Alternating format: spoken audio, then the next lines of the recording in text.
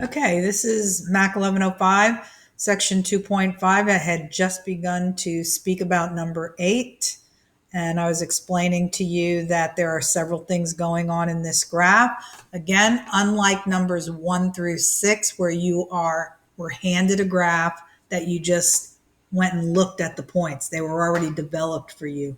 Now, starting with number 7, you're developing your own points for the original graph as well as the translated graph. So just like I did number 7, I'm going to start by addressing the original graph. Again, these are parabolas because there is a square on the x. In this plane graph right here, that is the parent graph. And we've already done points for that in the previous problem. Here's my little table, and I'll just copy those points. Remember that when I was getting these points, I did select the smallest numbers I could think of, always choosing the positive counterpart for any of the numbers that had signs. So those numbers were 0, 0. I'm not going to do the work again because I've already done it in that problem. 1, 1, -2, 4, and +2, 4. So those are the points for the original graph. And I'll plot those points. And then I'm going to also do the new graph. So again, 0, 0, 1, 1, 2, 4, and -2, 4. And I had this nice little parabola.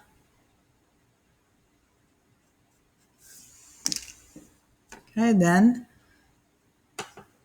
practicing what the whole section is about.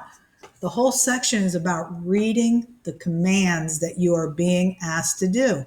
You're not going to find that in the parent graph, the original graph. You're going to find it right down here. Now, I was describing verbally to you what is going to happen in this particular graph. You're going to have a vertical shift, that means of +2, which means this graph is going to move up 2 units.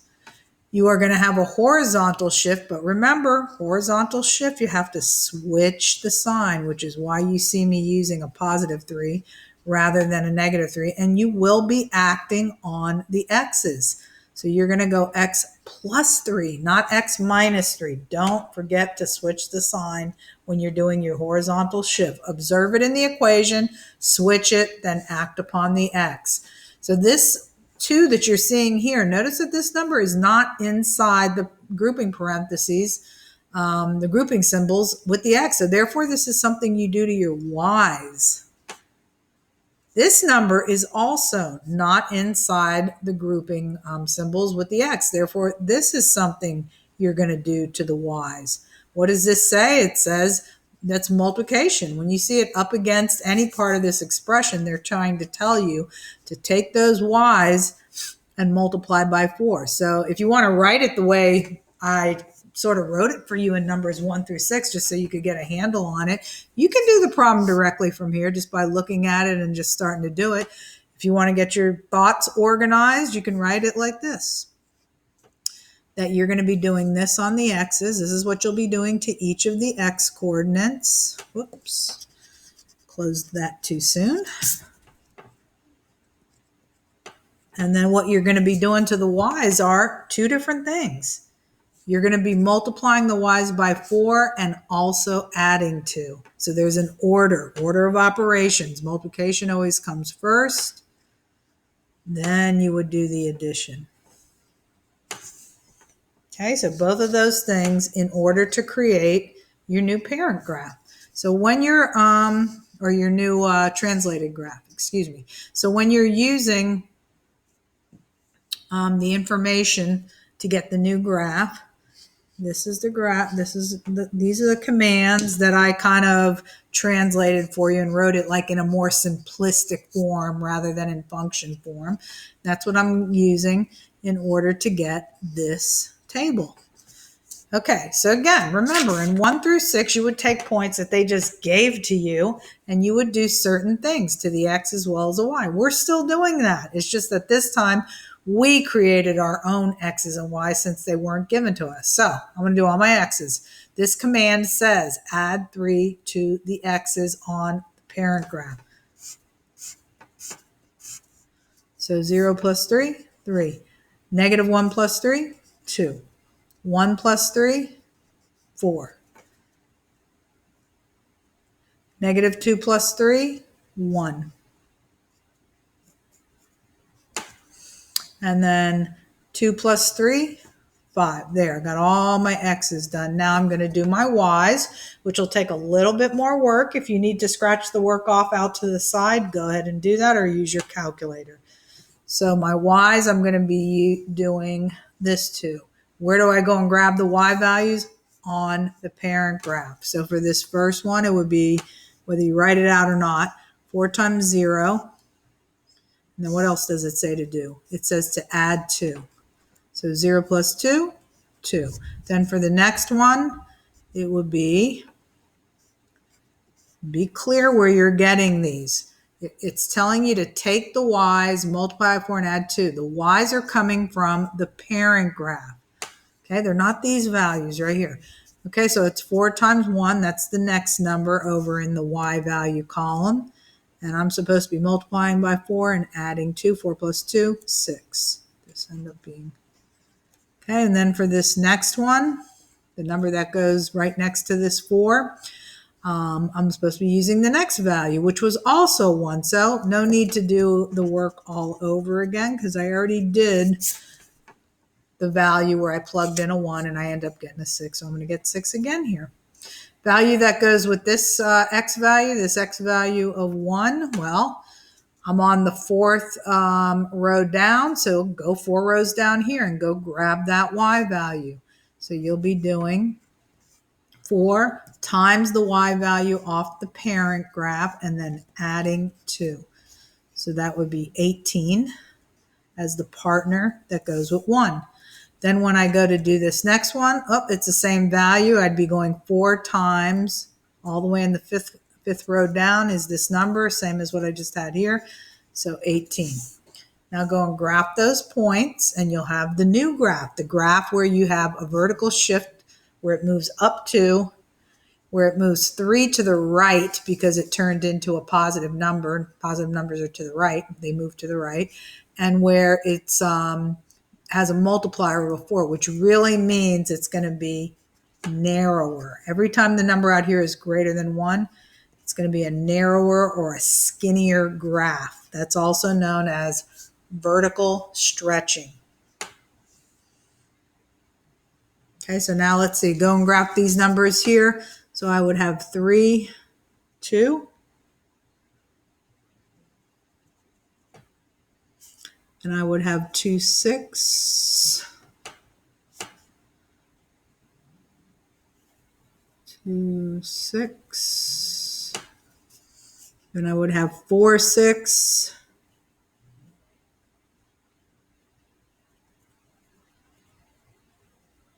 Then I would have 118. We're going to have to fudge on that one. 118, let's just say it's way up here. And then we'll match it right here. Then we'll go to 5, just to give it a sister point. See how this thing is skinnier than the original one? That's because the legs are being stretched upward. So this is called a vertical stretching. It's being stretched upward. This was the original one. This is the narrower, stretched out one. It has vertically been stretched, almost like these legs were made out of rubber bands and they're pulling this up and pulling that up and making it skinnier and longer. That's a vertical stretch. Okay, let's see. Moving to number 9. Make sure you have a handle. There's no way that I can fathom. I can't handle you not being able to plug in to a function and get points on your own, because that is something that is, it's going to be considered pretty basic for you. You did a lot of it in the previous course, and if you were really doing it instead of touching on your calculator all the time, then you have an understanding of how to create two graphs. But I am going through it with you in detail. So let's take the original one. If you are not familiar with that graph, please start getting familiar with the shapes. If you weren't sure about a shape, but you knew good and well that I wasn't going to accept an answer that was just calculator bound, you could always put this in your calculator just to see what the shape is. So you could go like this. Let me get out of here. And you could go to y is equal to, that's that button right there. You could type in, let me get rid of what is here right now by pressing clear.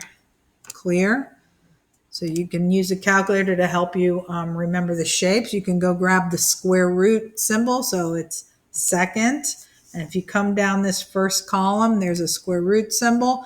Put an X in it.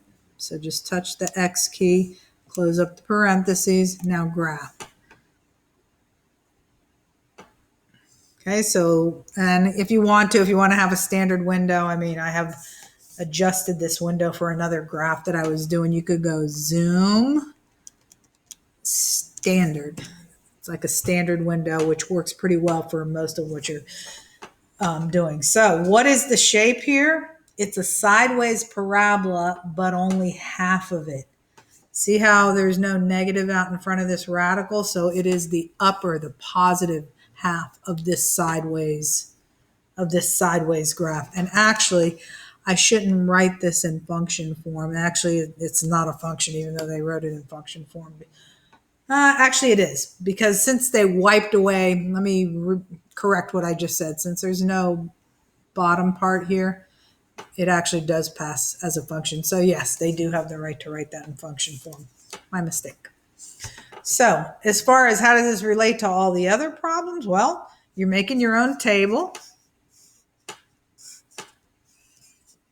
for the parent graph. Okay, I would start with 0. If you put 0 right in there and you take the square root of it, it's 0. I would try using numbers that you can actually take the square root of, because I don't think we need to hassle ourselves with getting decimals. So maybe try numbers that you know there's a nice integer square root for. If you put a 1 in there, square root of 1 is 1. Next number that there's actually a square root of is the number 4. If you put a 4 in there, you would get 2. Don't put any negatives in there. You have to know what the domain is here. You are only allowed to use numbers when you're taking a square, because otherwise you're going to jump into what's called the imaginary numbers that we reviewed in chapter 1. You don't want to jump into imaginary numbers because there's no imaginary numbers on this grid. There'd be nowhere to actually plot what you're getting for an answer. And the minute you start throwing negative numbers underneath here, if you recall from chapter 1, that square root of a negative number is imaginary. So make sure you do not use negatives. You can use 0. So the x value can be 0 or greater. And I would suggest that you choose numbers that there's actually a square root of. Notice that everything I've used is 0 or greater. That's what we call the allowable domain. You can't just choose whatever you want sometimes, or else you make yourself jump into a number system that the problem doesn't have anything to do with. Okay, so when you go to plot this, it's 0, 0. Then I got 1, 1. Then I got 4, 2. And if I connect these using the shape I just saw on my calculator, it's a half of a sideways parabola, the positive half of the sideways parabola, none of this stuff down here. Okay, then the next graph would be the one that is altered with respect to the commands they're giving you. All they're telling you here, notice that this subtraction of 3 is not underneath here. In other words, it doesn't look like this. They don't have this symbol. See, instead of parentheses, they have this as the grouping symbol. And you don't see that 3 underneath there with the X. Therefore, what you're going to do is you're acting on the Y value. That's what this is. You are acting on the Y value because this number is not with the X underneath the square root. Okay, I'm gonna have to finish this problem up in the next video, but I did want to point out that this is an action on the